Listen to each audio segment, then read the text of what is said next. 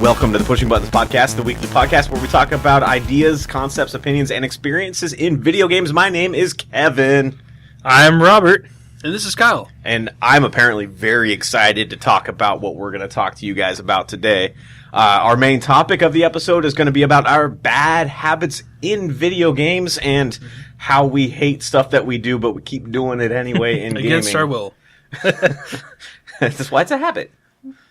Before we get to that, we're going to talk a little bit about Steam.tv, just because I'm personally interested in it and the implications of it. But before we do that, Robert, how was your week? I singled you out because you were burping. Oh, thank you. You're I appreciate that. It was good. Nothing exciting. I played some more Witcher. I figured I was like maybe 3/4 of the way through the game. I was like, I'm going to check like the wiki on IGN or whatever and just see like what chapter I'm on, and I was in the first act of the game still. Massive game. I was on the second to last chapter of that act, but still I was like, holy crap, I thought it was almost done, and I got a lot more to go. You do. Does the game actually break it up into, does it say Act 1, Act 2, Act 3? No. Not in the game. Okay, no. That's good. But in the guide it did. It bugs me when games do that. I mean, I know it's a story device. It's like a storytelling, a narrative device to say I feel like I'm talking really loud. Act 2, huh? I feel like I was talking really loud. I think we all are. Okay. It's okay. But, yeah, so I got a ways more to go on that. I'm trying to get it finished before Spider-Man comes out. At the time recording this in 2 weeks, so I don't know if I'm going to be able to get it done, but I'm trying. I might have to pull some late nights. But other than that, that's basically all I've done. Stay up late in game? Yeah. What? I know. That sounds rough, It's man. unheard of. I do it every day. It sounds hard. That's because you can't sleep. No. Not for the life of me. I want to ask you, though, how are you playing the game? Like, what do you... With a controller. No, On a TV, not probably? literally. Metaphorically. Or figuratively. How are you playing the game? How are you speccing Geralt? Light armor. Oh, light armor. Mm-hmm. Okay, so you're going for more of like the light combat, basically. Yeah, I was looking into like the specs of like the medium and heavy, and I like with the light armor, even though it's less protection. Yeah, you have more bonuses to like your adrenaline and regeneration and all that, and I feel like I'd rather have that than just being a sponge for damage. that's the feline one, right? I haven't got any Witcher gear yet, but I think it is the feline school. Oh, you haven't gotten the Witcher gear? I've done a couple of the treasure hunts, but I haven't crafted any. But I don't like the look of light armor as much because it looks more like like trousers and. Well, it makes his combat, but, like light steps. Yeah. But I like the not having all that weight and stuff. So It surprises me though, because normally when you play games, you play this like the soldier class. Yes, that's what I do in Witcher anyway. I did the Ursa spec. I don't know what that means. Basically, it's like the heavy attacks. Okay. Yeah. I might switch it up. Like I said, now that I know I got 2/3 of the game to go still, I might experiment and dabble with some heavy armor. But like I said, so far it's just been the bonuses that have been keeping me at light armor and not having so much weight on me. But I actually haven't been having a problem with my inventory so much, so I might switch it up. Because you can get all 3 sets of armor in one playthrough. It can be done. So Yeah. You just gotta find all the schematics and whatnot. Word. So have you seen the unicorn sex scene yet? Yes. What'd you think of that? That's good. I asked because that's like the major thing that happens when you first get the Skellige. Yeah. Yeah. Yeah. And I kind of knew it was coming. Giggity. Oh, okay. But, that's good. So as far as video game sexy scenes go, it's a good one. No, this is exciting to me. That worries me. I don't want to know. Are you pursuing Yennefer or Ciri? Or no, not Whoa, Ciri. whoa. Pardon me, Triss. I tried to pursue Triss, but I guess I didn't get the right combination of dialogue or whatever, so she never got off the boat. Ooh. When she was... She's supposed to get off the boat to, say, hey, I stayed with you, and she never did, so I think I messed that up, so now I'm full bore on Yennefer. Because I know there's a lot of shippers out there that Sure. would prefer Geralt to be with Ciri, but that's wrong. How was your week, Kyle? Well, are we done with Robert's week? Yeah. We've Oh. talked enough about it. How was your Well, that sounded really exciting, even though you didn't think it was. Hey, I'm happy to talk more about you with this later. But, behind closed doors, not recording, please. I don't ever want to have to hear this twice. It's just... Okay. Anyway, hey Kyle, how about your week? My week was great. Good to hear. I played a bunch more of World of Warcraft. Battle for Azeroth. Ding. Yes. I am now level 119.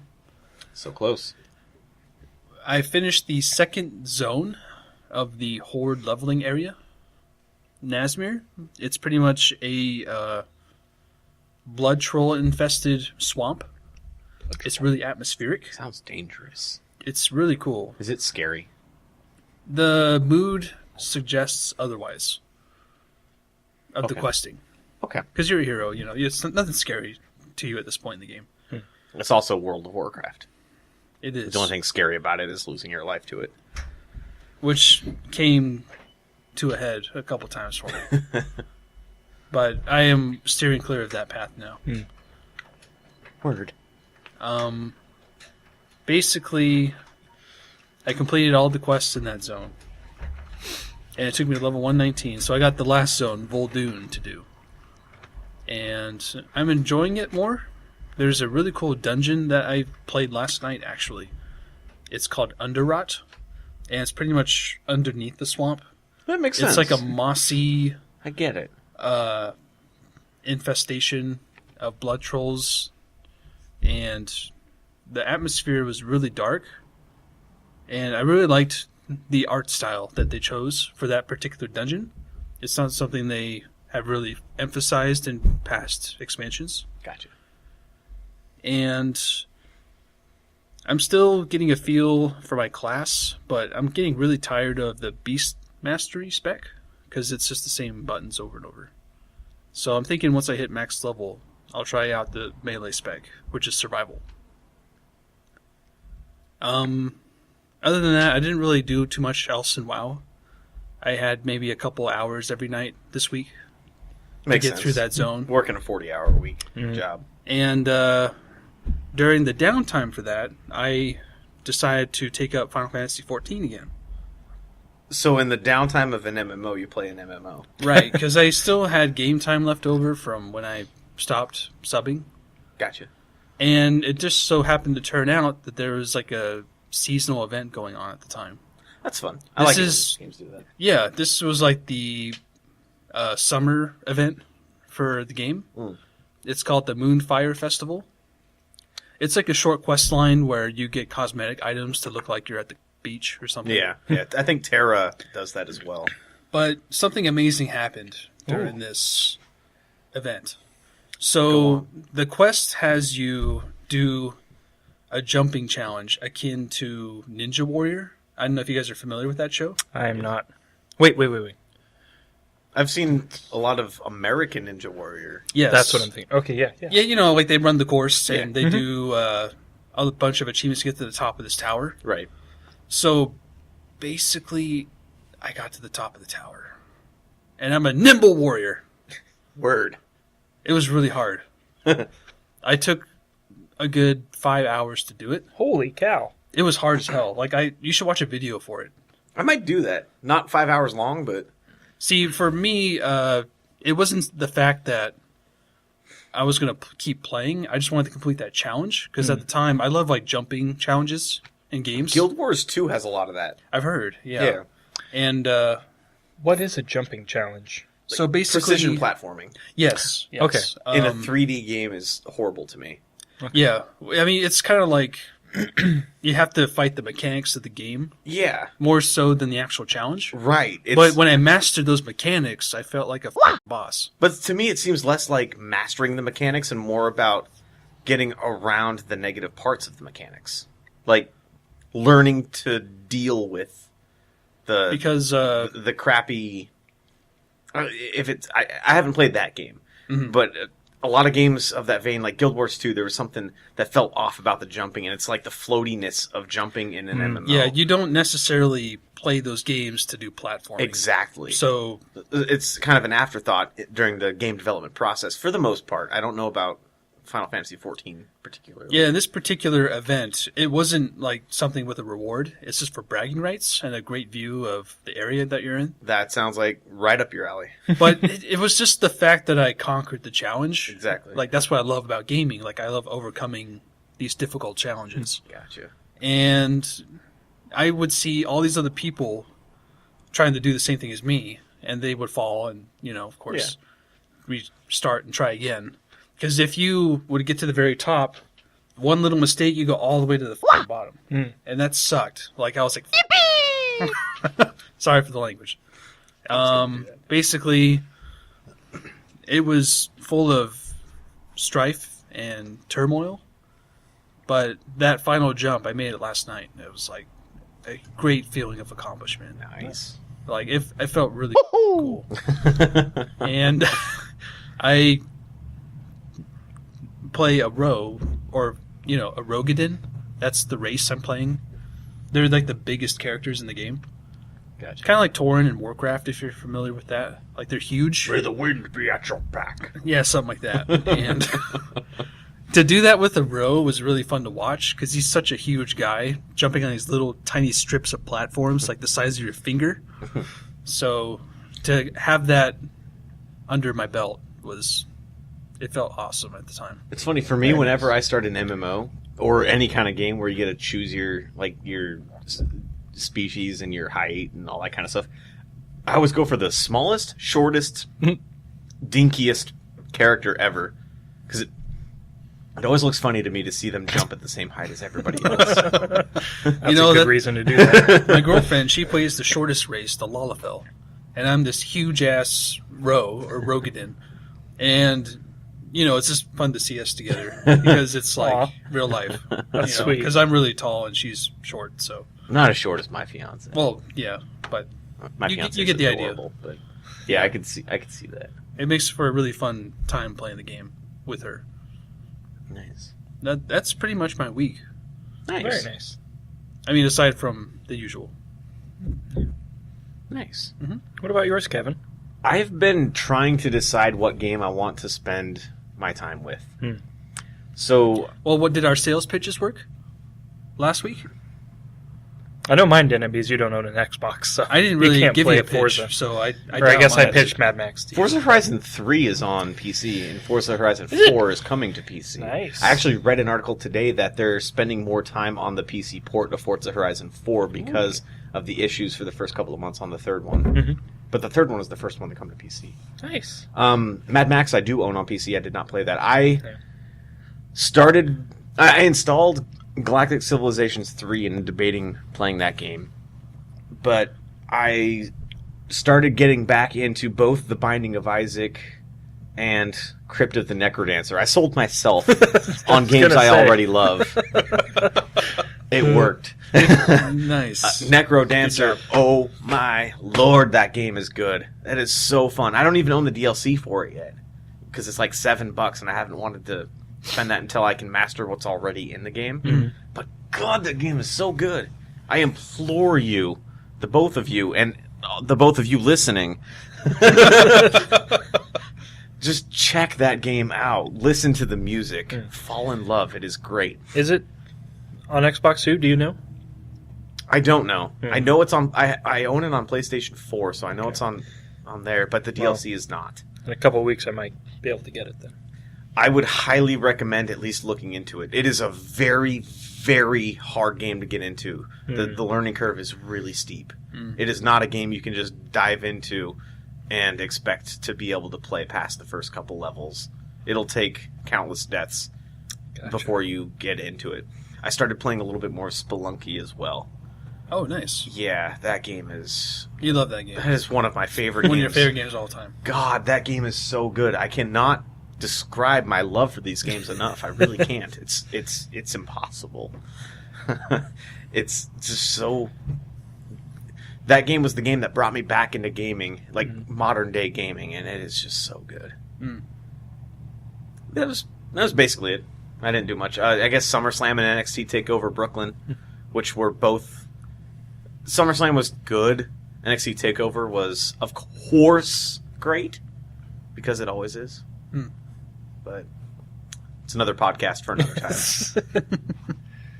But I did see over the weekend that the International, the Dota tournament, was accidentally streamed on Steam.tv. But then, after that was streamed exclusively on Steam.tv. I don't know if it's exclusively, but that was their presentation of it. It's on Steam.tv. And that's what I want to talk about for a little bit with you guys. Was Steam TV compared to YouTube streaming and Twitch streaming and Mixer streaming. Valve getting into the streaming game. What do you guys think of it? What do you guys make of it? Right off the top of your heads, does it change anything for you guys? Me personally, no. Okay. I feel like they're way too late to the game for them to make a dent I could see how you could say that. into the market, Yeah. because Twitch is huge now, like compared to when it first came out. Yes. And It's owned by Amazon. Yeah, now that it's been Yeah. acquired by Amazon, I feel like what Steam's trying to do is just capitalize on the popular movement, but they're way too late to the game to make a difference in it. My opinion. You don't have a whole lot. I know, Robert, you don't Yeah. have a PC, so you don't own Steam anywhere. You don't have anything on Steam. Yeah. But you could watch Twitch, but I know you choose not to for the most part. Yeah, I've never really watched any gaming Okay. at all, like streams or anything. I don't know. It's never been like I'd rather be playing a game. I don't understand watching someone else play a game, but that's just me. For me, there's just so many games out there. It's a good way to find out whether or not you'd like to play the game if you want to spend your money or your time on the game. I have dabbled in that. Like when I thought about purchasing Alien Isolation, I Gotcha. did watch like a couple YouTube videos, just like a couple minutes of like other people playing it to see, Yeah. okay, well, what's the game really look like and play like? And If it's a narrative-driven game, I will not watch it. Just because I don't want to spoil anything. But Competitive gaming. when I talked about Spelunky and getting into that, I was randomly browsing Twitch one day because it was when Twitch was starting to get big. Before Amazon bought it, but after Justin TV turned into Twitch. And Spelunky was being streamed, and I was starting to hear more about that. And I decided to watch it. And that's what got me into Spelunky, and that got me back into gaming. Just to... Yeah, I mean, Full circle. Explain when I that a would little watch Twitch back in the day, like when it was first taken off, that's what got me to play the original Binding of Isaac, the Flash version. Gotcha. Was Man vs. Game streaming that, and he made it look like a fun time. Yeah. And I don't know why it gripped me like so well, but I just felt like I wanted to experience that as well. Yeah. That joy that he was having from the different runs you were emphasizing during your playthroughs. Mm-hmm. That's the thing about Twitch is, at least back then, it was more about the games. Now it's more about the personalities. Definitely. I think Valve is actually pretty smart getting into this because there's always room for competition. Hitbox tried getting into the market, but they didn't differentiate themselves from Twitch enough. That explains why I've never heard of him. And Mixer just seems like, oh, you own an Xbox, watch Mixer. It's just Microsoft's way of trying to throw something on something, in my humble opinion. Not so humble opinion. YouTube, they've been the video platform for a while. There are competitors out there, but YouTube is the go-to, and they've been trying to get into the streaming game for a while. They were also late to the game. Yeah, I And don't don't seem to make say I much of watch YouTube for that reason. I've never watched a stream on YouTube No. because I can't handle the UI. Basically, I would only watch YouTube for Nintendo Directs because that's their chosen platform. Basically, because I don't see the Nintendo Twitch channel. I don't think they have one. They might. I don't know. I think they only do YouTube. I don't know. But yeah, I think Valve has a chance, and they're coming out of the gate as a clean version of Twitch. And what I mean by clean is it visually looks like appealing. It's sleek.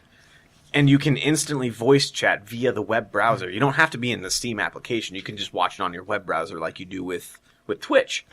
But you can video chat with people just on your web browser at will. Like you you can still type to the entire chat, but you can talk to your friends via the web browser.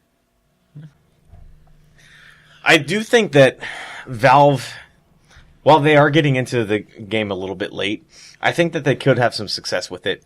And it's mainly to do with the install base. Steam Broadcasting wasn't advertised much by Steam, so it didn't really have much success, because I think they were leading up to this Steam.tv thing. But if they have a sleek enough interface, if it's easy enough to use within the Steam app for broadcasters and for viewers, the install base is there, the name is there. And not only that, I think it's actually a pretty smart move, because it'll get more publishers that are steering away from having their games on Steam to actually put them on Steam, like Bethesda with Fallout. Fallout 76, they're putting that specifically on their own, on Bethesda's launch pad, whatever it's called. I forget what it's called, but their desktop application, and not on Steam. So it won't be able to be broadcasted on Steam.tv because it's not a Steam game. It might be something that publishers start looking at, be like, oh, maybe we want to sell our game through Valve so that Steam.tv can be another viewing platform for our game. That makes sense. And Twitch needs competition. I'm not going to say that they're lazy by any means. I love Twitch. A lot of times the communities can be kind of crap if you're going to like really big channels and trying to actually communicate with people in chat. That's impossible with the big streamer personalities. It's just the text flies by. You can barely read it before it's gone. I have my select few streamers that I watch. If I'm looking for something new to watch, I won't go to any chat or any room that has more than like 30 people in it. I tend to keep it under 10.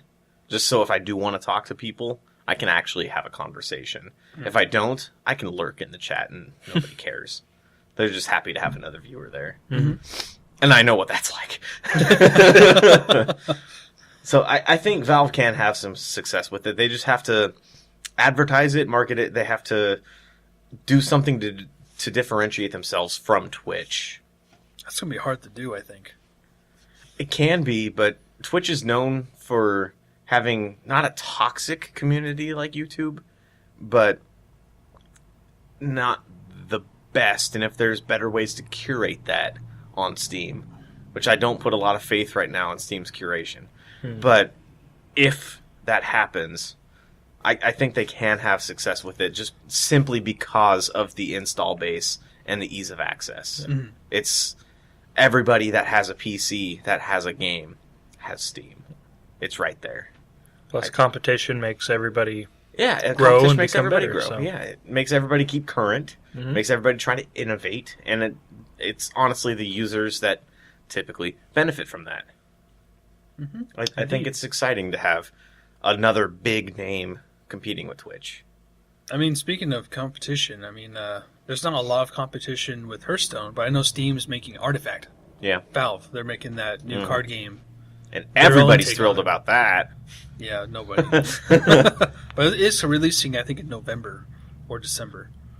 So it'll be interesting to see where that goes. I think it's based off of Dota 2. Yeah, it is. I'm pretty sure. It is interesting to see these game developers getting into publishing games that are like more accessible and mobile, like with Gwent being a standalone game. Yeah. And stuff like that. I don't know who that appeals to, but I know there's an audience for it. Elder Scrolls, that iPhone one, I forgot what it's called already. Was it Legends or something like that? Blades. Yeah, there we go. Yeah, perfect. I don't know how I You're remember smart. that. I don't know who that's for, but that's neither here nor there. Nope. For you, Kyle, if Steam is to go somewhere with this broadcasting thing, would you think about checking it out instead of Twitch just to see how it differentiates itself? I mean, I would love to stream personally. Like, I always thought it'd be fun to I would watch broadcast. See, and that's just it. Steam might make it easy for the people that don't Yeah. want to get into OBS or learn how to use Twitch keys or any of that stuff. And it's not that complicated if you look into it, but there's a hell of a lot of people out there that probably just don't want to look into it because they don't want to waste the time. And if you can just broadcast with the click of a button and everything's available, Well, why let me ask you this: do you know if you can only stream games from your Steam library? Yes. Oh, you can't stream anything outside of that. It's from it's specifically Steam. Oh, Steam TV. that really limits it. So like 5 million games, yeah. Well, even then, I would want to stream. It's not enough. I would want to stream like Hearthstone or That's the World thing. of Warcraft or is something like that. And that's what I was would talking do. about, is that it would get other publishers to try to put their stuff on Steam. If it's successful. If. I don't That's know a big if that if. would work because Activision is so big with Blizzard and But Destiny. if you download Activision's app, they've got like 6 games for sale that are exclusive to that app. yeah. If they put them on Steam, it just adds it to another library of millions of games. See, that's why I think it's not going to be very big when it releases, is because it's No, such a it'll take time. limited library. Because there's so many other games that are not on Steam that are being, played on The Twitch. exception, obviously, Fortnite, and I think that's the thing, because Fortnite isn't on Steam, and they want it. I think that's what it is they want a piece of Epic's pie. Well, I mean, you see a lot of innovation from within Twitch already. I mean, they do a lot of different streams like the. They're no slouches. No. Everything they do for the community, and I would never say otherwise. I mean, I would watch fighting game tournaments, Evo on there, or randomly browsing, I'll find like an IRL stream that looks interesting, or But Twitch is also. They started off as a place just for video games, They did, and have since branched out to where you can stream yourself walking down a street, talking to your phone. You can cook on there. You can paint. Really? You can do anything. yeah, there's creative. as long as it's within IRL, the guidelines and is like not X-rated, you can do it on Twitch. But that's probably where Steam could kind of capture that hardcore gaming community. Steam could be where that niche goes, that doesn't want the IRL streams, Yeah. that doesn't want the cooking streams, that doesn't want the so-called cam girl streams, which I don't know if those are actually a thing, but I've heard the term used before. People can use cameras all they want. I'm not going to shame them for that. But that is something that I don't do, though. I don't like watching Twitch streams with cameras. No matter who the personality is, I would much rather not see their face. I Oh, want really? to see the game. I hate it when people put their chat on the screen, because I can read the chat Well, if that's I want pointless. to. Yeah, that makes no sense. I think it's for ease of use for mobile users, is what it is. I see. But I watch games for the games, and most people watch them for the personality. That's just my thing. But I think Steam could be that place that I would go to if they focus on the games, which obviously they would do, I would think. I mean, it sucks to know that big games like Fallout won't be on Steam. That's going to have a huge effect on the success of the platform. That's think. what they're trying to counteract. Because In I my think for opinion. Steam to take off that TV thing they're doing, Mhm. they need a big game to go with it, like to stream for like day one. Well, do you see how many people are watching on Twitch Counter-Strike? Well, That's no. a Valve game. There are thousands of people watching that game. Yeah, at but any it's given already time. on Twitch, It's like, what will they do to differentiate from their competition? No, I'm just saying they've already got the games there. Yes, they don't have Fortnite. They won't have Fallout. They don't have Destiny, but they have enough games that are on Steam that I don't think that'll be a big problem. And what That's the only that's the thing I feel like is what's holding them back from having a I get, chance at this market. I get that, but they're doing that in order to try to get that market. Okay, So that's fair. if enough people are watching games on Steam.tv, there are going to be publishers that want their games to be available on Steam so that other people can watch them Yeah, on just Steam TV. The future viability of Yeah. the platform. Exactly. That makes sense. It's just more eyes and ears on the product is what I think the goal is, because Steam gets 30% of pretty much everything. Unless you're a major publisher, Steam gets a huge cut. I see. And they want their cut of Fortnite. They want their cut of Fallout, Destiny, Call of Duty. I think that's what it is. Okay. And it could work for them if they play their cards right. Yeah. If they play their artifact cards right. However, I do know that whenever Steam implements something new, they have a bad habit of not following through with it. But speaking of bad habits, let's get to our main topic of having bad habits, our bad habits in video games. Absolutely. Let's do it. Yeah. Do you guys have any like big ones off the top of your head that you can think of? I could list a few, but I mean, we don't need to go into big, like, major details, but okay. just for the sake of, like, anecdotally. Well, I think for me personally, a big one of mine is looting everything when I Yeah, don't have to. think a lot of us. I can think be we all guilty of share that. Yeah. Yes. Basically, games which have too much loot for the sake of having loot. We've already kind of covered this. A little bit. Like Bethesda games in particular, like Fallout, Elder Scrolls, I would argue even The Witcher. Witcher 3, yeah. Like every chest, every little sack I see on the floor or box, I just want to open, and even though it's a stupid cup or a knife or a candlestick, it's like, gotta have it. Yeah. That and Assassin's Creed Origins personally drove me nuts. Because I hate the trend of gaming. Like Witcher 3 did this too. You have to hold the button for them to scan the area to scan for loot. Mhm. God, I hate that. I think that's the new version of detective mode. It's just, like, what's the point of that? Why not just make a marker saying you can loot this? Because you can't loot it until you scan it with your Eagle Vision or your Witcher In Assassin's amulet. Creed, you can. I thought you had to scan it first. No. You don't have to scan it in The Witcher. Oh, maybe I'm mistaken. It highlights them so It- they're easier to see, it- but you can still you go up to it. Yeah. I see. And you Okay. know the but- objects that I was are remembering it wrong. openable. But still, I mean, I always went by, in Assassin's Creed, holding that up button to scan everything.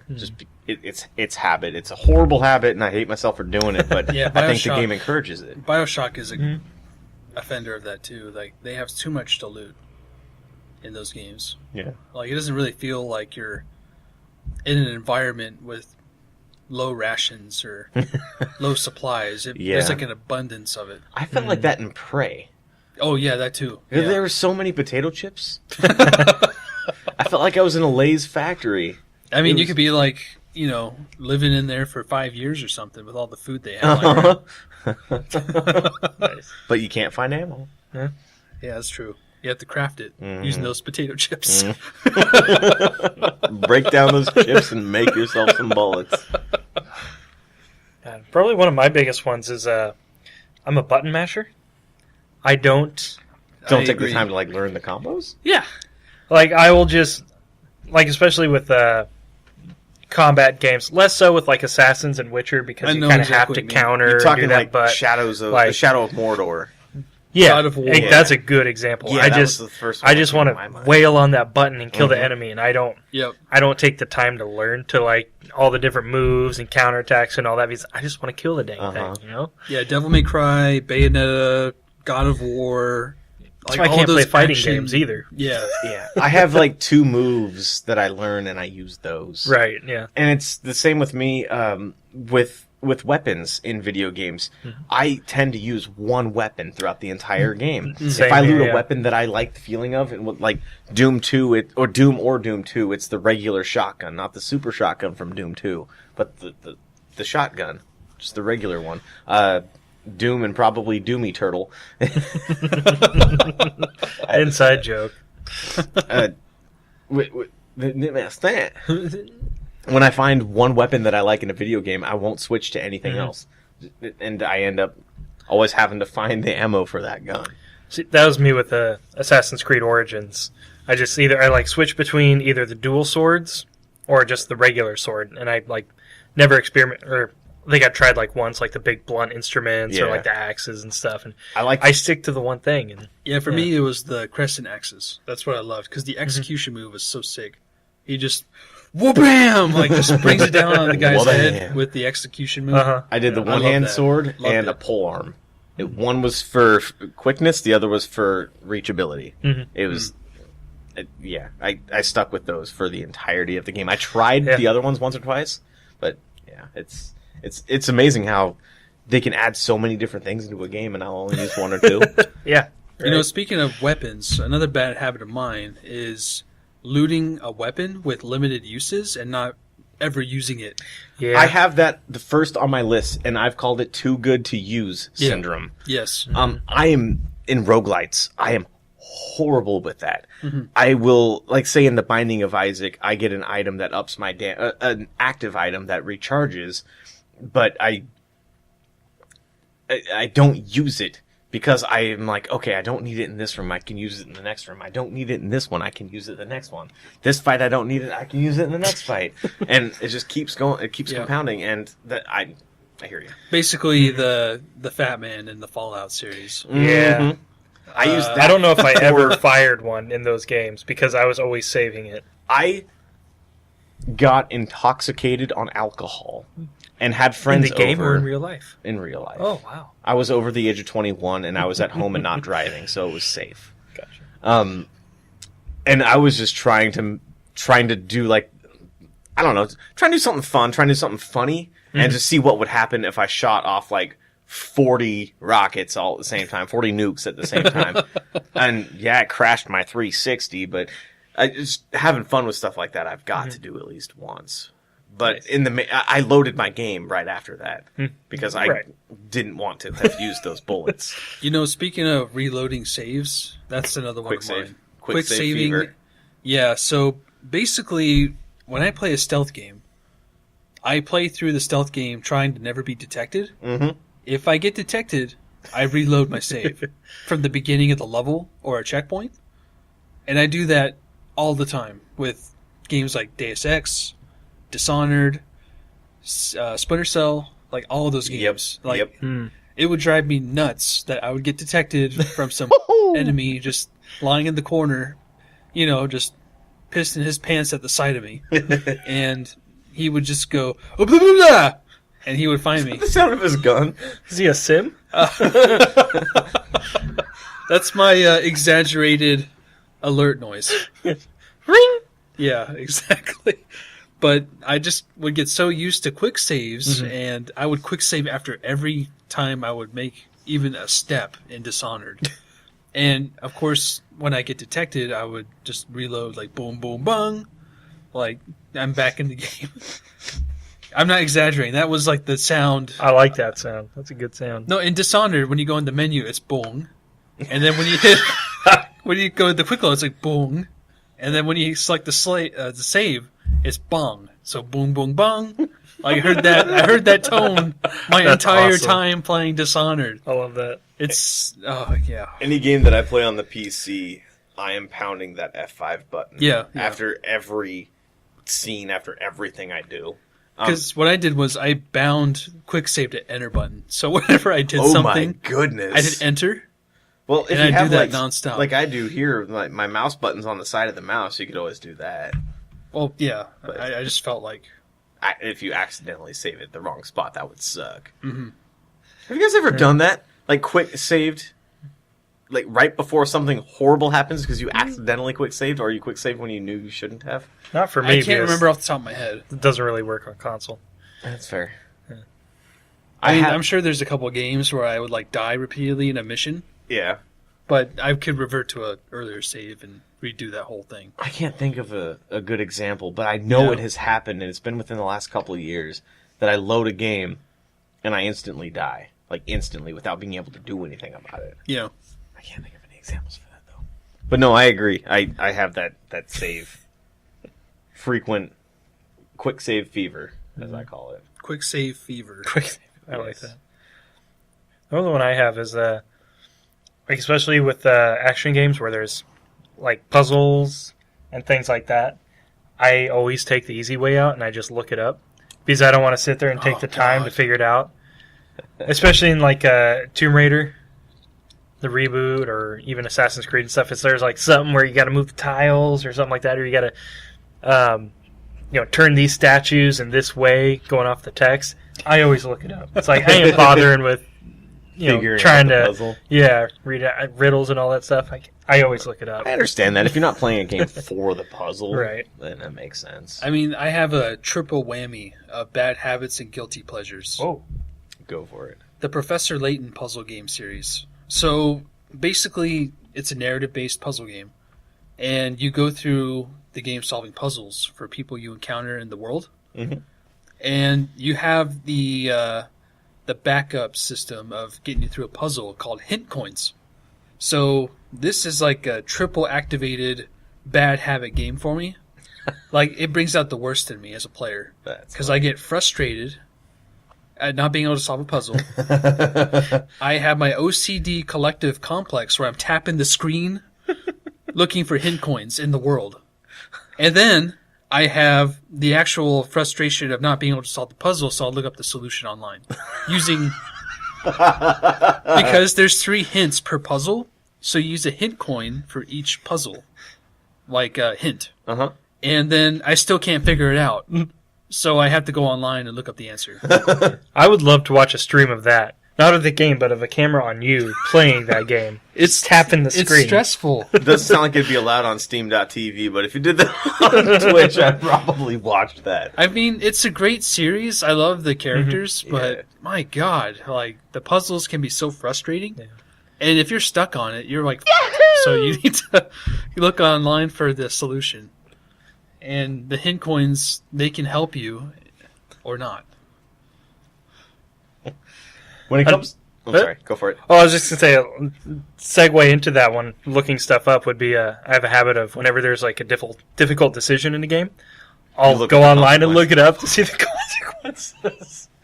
He's like, I don't want to make the wrong decision. I want to have the best outcome. I love it when I make the wrong decision. I wish I could just let go and just go with my gut, but seriously, I can't. I challenge you to know. Do it once.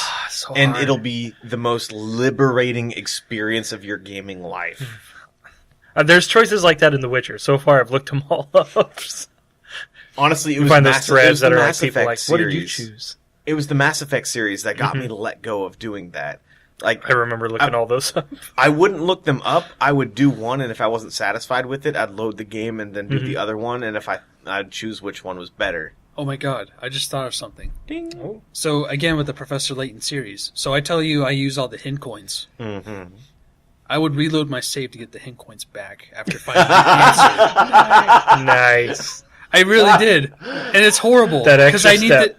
I finished the game with the perfect amount of coins. And I can tell myself I solved all these puzzles without cheating.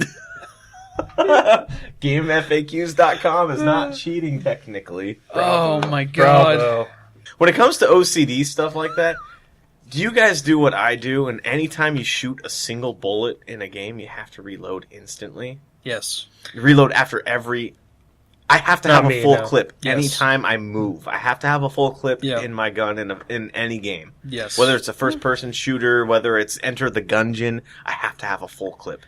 I might have become like that. I remember I was never like that, but recently when I replayed all the Gears of War games, that's the last shooter I've played in a long time, so maybe I'm like that with every shooter now. But in that game, and it could have been because of the active reload they have in that game, where you hit that sweet spot and you get satisfying to reload in that game. That could have been what it was, but I always had to have a full clip in that game, so maybe I've become that way. I don't know. I have to. It's not something I choose to do. It's something I have to do. And it gets to the point sometimes in games where I'm like, I fire a shot and I reload it, and I fire a shot and reload. Yeah. And I spend half my game time reloading. I'm exaggerating a little bit, but not much. I'd say I'm not that bad, no. So have you guys ever played an open world game? Yes. Yes. And multiple times. Have you wanted to finish every little thing before moving on to the main story? Mm-hmm. Yes. I do this all the time. In every Not open world just game. some of the time. All the time. I can't move on in the main story unless I finish an area 100%, and that's how I get to my 100% goal in the game. Horizon was a big offender of this, because I felt like I had to complete every little side thing before moving to the next big area of the game. And Zelda was like that for me. God of War. I mean, Jesus. I was like that until I played Assassin's Creed Origins. And since then I've never... I did too in that game. I didn't. I couldn't. I didn't have the patience for it. What's wrong with me? So The Witcher, I'm doing that on a mission level. So like, each all the missions and stuff have, or quests, sorry, have the levels next to them for what level you should be to do it. Oh, to yeah. undertake it. Yeah. And 4 or 5 levels ahead of what? exactly, like I won't do the main story quest until I finished all the other quests I have that are below that level. Exactly. So I'm doing all the low level stuff first, and then I get up to it, then I'll do that story mission, and then I'll get more quests that are lower than that, so I'll do all those. And That makes me think of the fact that every time I play an RPG or any kind of leveling game that has any kind of grinding in it, I always end up over grinding. Yes. And the best example I could think of this is Pokemon. Whenever I captured a new Pokemon, I had to level it up to where everybody else was. And in that game, you didn't get experience for all your Pokemon. You got experience for the ones that you had on you. Battle. Like the 5 or 6 that you could carry with you. Yeah. As opposed to whatever you had stored in the clinics. I think it was actually based off of the battles. Like, for each battle, it was only the Pokemon you used in that battle. Exactly. So you had to really grind a lot for that game. And that's why I never finished a Pokemon game. Yeah, that's why I lost interest in Pokemon. Exactly. The last one I even tried was Diamond on the DS, but before that it was Yellow on the GBA. And those are the only 2 that I've ever even played. Yeah, for the record, I played Pokemon Red, then I played Pokemon Gold, and then I didn't play Ruby Sapphire, but I did play Pearl. And then Pearl was opposite Diamond. Yeah. Okay. Yeah, I think you got me into it, actually. Because you bought Diamond. I did. And I, for some reason, wanted to play with you. Gotcha. But we never did, I don't think. Makes sense. So another one I have relates to the real world is I have a bad habit of MTV reality show. Yeah, exactly like that, but not connected to that and just me. Oh, gotcha. I have a bad habit of playing for far too long at a time on my weekends, which may not seem bad, but when you're have kids and all that, it's probably frowned upon. But I'll find myself like playing for 8+ hours while my wife's at work, and I'll just find myself playing the game the entire time. Like I'll have like little breaks, and like play with my daughter and stuff, but literally that's all I'll do that day. That's probably a bad habit. It's funny that you mention that. Sometimes when I'm playing a game, my dog, she just likes to curl up in a ball somewhere. But she'll come out and check on me. She's like, "Dad, are you still playing a game?" You okay? And she just walks back to the bedroom and just curls up under the blanket. But when I get angry at a video game, and that is a bad habit of mine, I do tend to get very angry with the video game. We've all been there. Yeah. My dog senses this, and she'll either try to cheer me up by just like flopping on my lap backwards and trying to kiss my nose, or she'll run away with her tail between her legs, which makes me feel horrible. Aww. And that's when I stop playing, when she does that. But I do tend to temporarily neglect my dog while playing games. It's easy to do. Yeah. We're passionate about our games. Yeah. I mean, there's a lot of instances where we've all been angry at a game. Yeah. Have you guys thrown controllers before? Oh, yeah. I have thrown a controller. It's back in my 360 days. See, everyone knows their game for when they threw the controller. For me, it was Ninja Gaiden. Or Gaiden. Gaiden on the Xbox. And I actually broke the game case while doing so. Oh, shoot. And my mom was so badass, she took the game back to Target and got me a new copy of the game. Nice. So I could keep playing the game. That's awesome. And I eventually beat it. And I even played the Ninja Gaiden, like the Master Hurricane Trials. I can't remember what they're called. But that was like a really challenging DLC for the game. It sounds challenging calling him a Master Hurricane Trial. I only ever played the demo for that game on the original Xbox, and the demo pissed me off. So. Yeah, same. God, that first boss was crazy. Do you remember it? It was the guy with the nunchucks. If it's the same one from the demo, yeah. I vaguely remember. Because he was like your mentor, and you fight him in like a bout to like train. And he ends up being the villain, and you're like, well, this is stupid. So you fight him at the end, and he's just the same character, basically. But my God, that game was hard as balls. There was one time I was playing a game, and I don't remember which one it was, but it was in my adult life. And this is the last time I threw a controller. And it was a PS3 controller. I threw that son of a so hard, just straight down, spiked it like a football. And it bounced, missed my TV by about 3.5 inches off the wall, bounced across my living room, full speed, and missed my friend's head, is one of my buddies at the time, by about 1.5 inches. Wow. And then bounced back to the other wall and down. Oh, I thought you were going to say it landed back in your hand. That would have been That would amazing. have been hilariously odd. Those PS3 controllers are kind of shaped like a boomerang. Yeah. But they don't boomerang after bouncing off the floor of the wall. But just the fact that it bounced all over the place, narrowly hitting everything in my life at the time that I held near and dear. Jeez. It was... What's the game?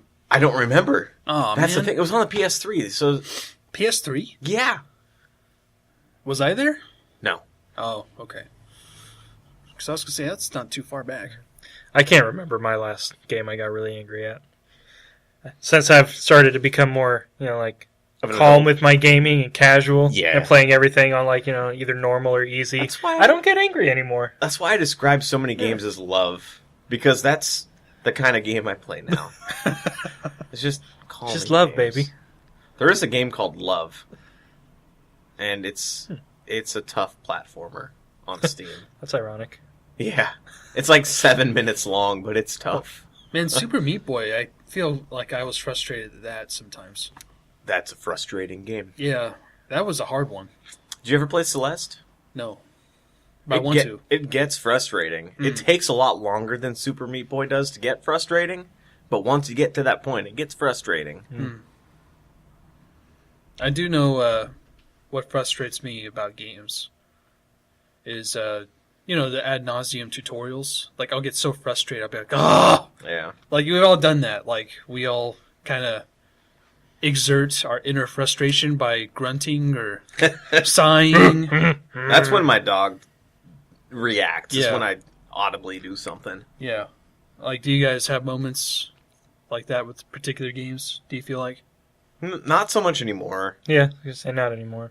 I used to have a- exhumed that out of your soul. It's usually when my daughter starts walking in front of the TV or trying to crawl in my lap while I'm playing, and it's always right during a really stressful part or where I'm like trying to kill a boss or something, and then she just tries to get Ryla all up in my business, and it's like, no, not now. And, yeah, it's my daughter. I can't toss her, so I have to pause and Probably give her plenty some of love. furniture around. Yeah, yeah.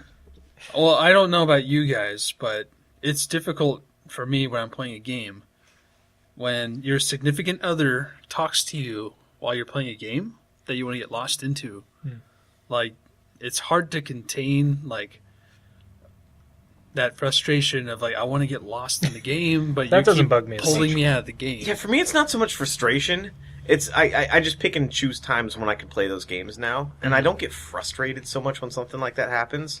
I think I may come off like that because for a split second I am because Yeah. I pause the game or whether it's watching a video on YouTube. That's it. Yeah. Robert did it perfectly just now. Yeah, you. whether I'm watching a video on YouTube, and I watch a lot of YouTube on my TV on the PS4 because it's like Netflix, Hulu, and YouTube. Those are the three things that I watch a lot on my Yeah. PS4 in my living room.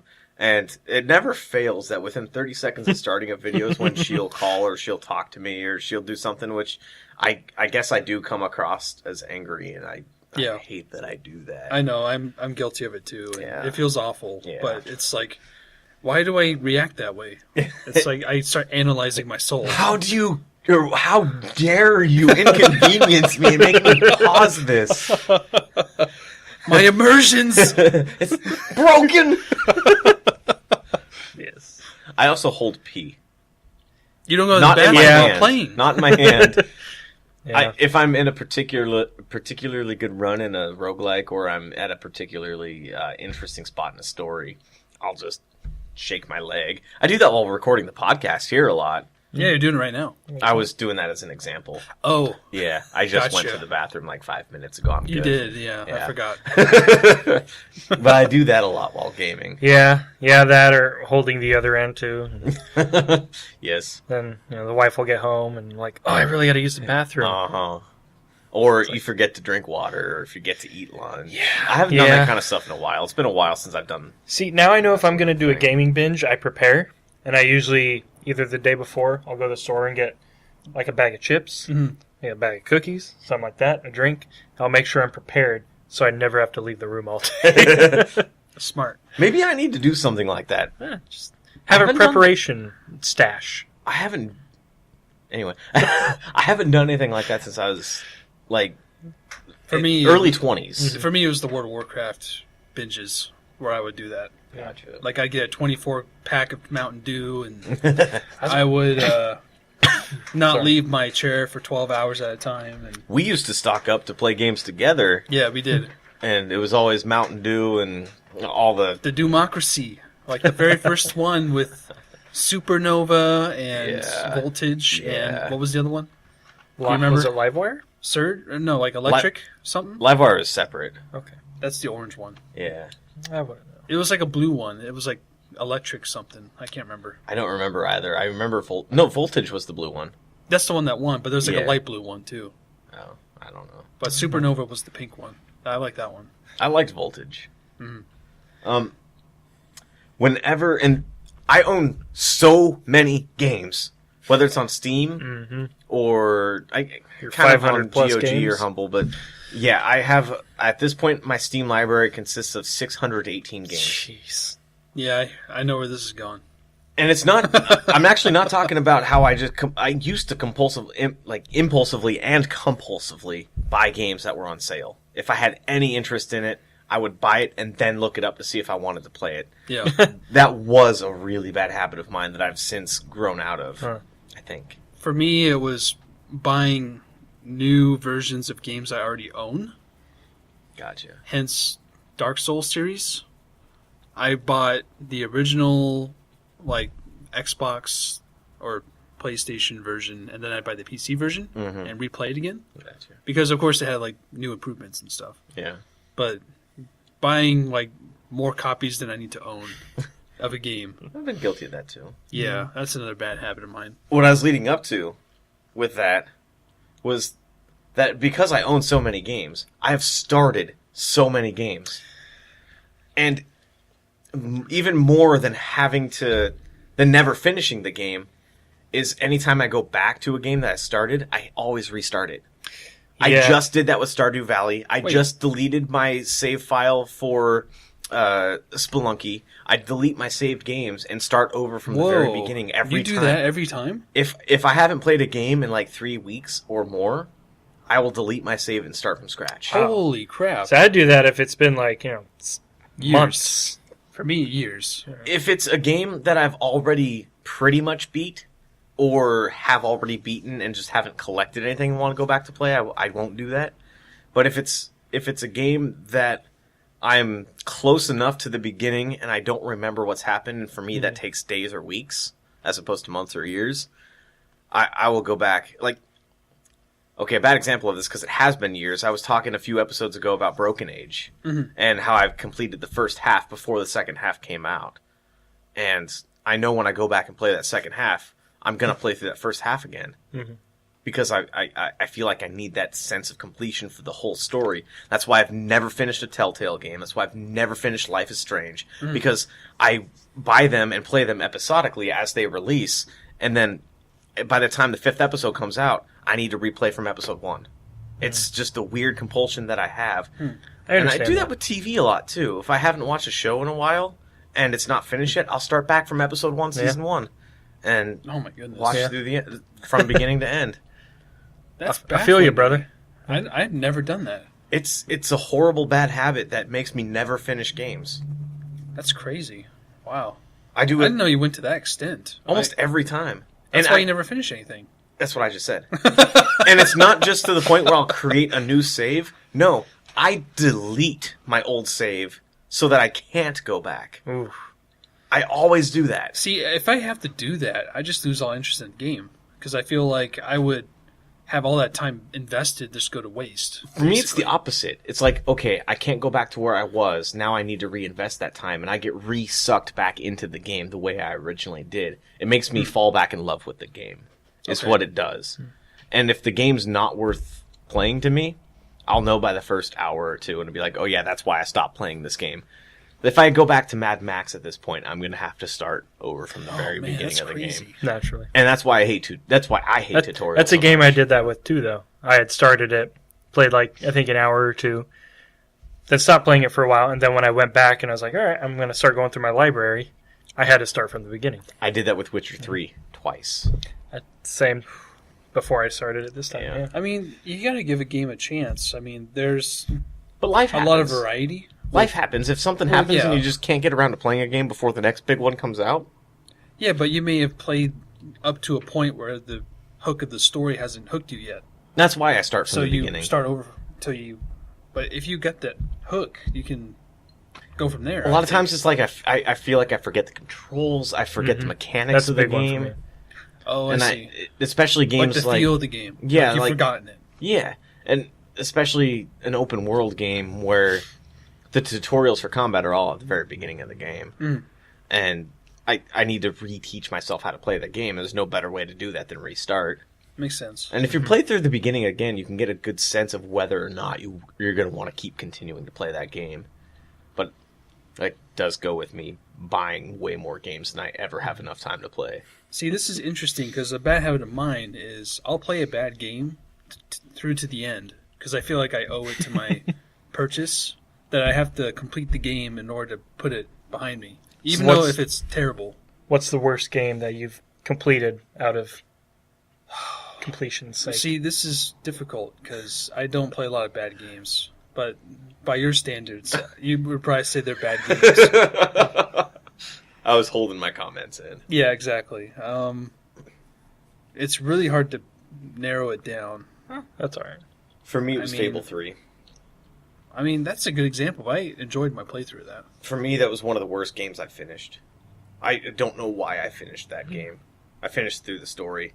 I did not care for that game. I didn't dislike Fable 2, but the story of Fable 3 just pulled me away from everything that I loved about Fable to begin with. Yeah. And for all of its shortcomings for what was promised for that game, I still loved Fable and Fable 2. Maybe not as much Fable 2, but the world in general, the characters, everything was so great. It was happy. Even when it was sad, it was happy. I think the only games I've ever stopped playing were gameplay focused more so than story Like focused. roguelikes or... Yeah, if it's a story based game, I'll see it through to the end, even if it sucks. But I cannot do that and will not do that. I value my time more than I value my money. yeah, I mean, I just haven't switched over to that. I point of mean, view. I'm not saying that my point of view is right or that my You make methodology it sound is right. so authoritative, like this is the way to go. In his life, it is the way to go. For me, I value time. He's pushing your buttons, Kyle. I know it's working so well. I don't care how much money I have. I don't care about how much money I spend. As Yeah. long as I have money to pay my bills, I'm happy. It's my time that means more to me than anything. It's fair. Yeah. When it comes to games, more than anything, it's my time. I think the worst game I've ever forced myself to finish was El Shaddai, Ascension of the Metatron. Like that That's a game, it was a kind of like a offbeat indie game that had a AAA budget. It was published by a big name. I remember that. I can vaguely recall the first part of that, but the subtitle that you said, I don't remember at all. That's the whole title, but that game was a slog. I remember not enjoying a minute of it, but I just wanted to see where it went. Not a good. There are a lot of bad games out there. Yeah. Yeah, so that's our list of bad habits for now. That was a really engaging conversation, Mhm. I think. I really We had a lot enjoyed of that. crossover between ours. We did have a lot of crossover. You're correct. The topic went deeper than I thought it would. It kind of gave us insight into each other. Yeah, I was. I feel like I can see inside you now. Can you see That didn't inside, sound creepy at all. Kyle? Viewers? What kind of bad habits do you guys have? Do you agree with my... I do want to know if people agree with my time is greater than money point of view. But Stay to continue listening to this podcast, subscribe on YouTube, CastBox, iTunes, Google, wherever you're listening to this podcast. Thank you for listening to this podcast. We greatly appreciate it. If you want to comment, like, dislike if you want to. We don't really care. Do what you want. Let us know what you think. That's what's important there. Hit us up on Twitter, Pushing Buttons P. Good call. Yeah. Give us a follow there. And until then, we will see you next time. Later. Take care. Love you.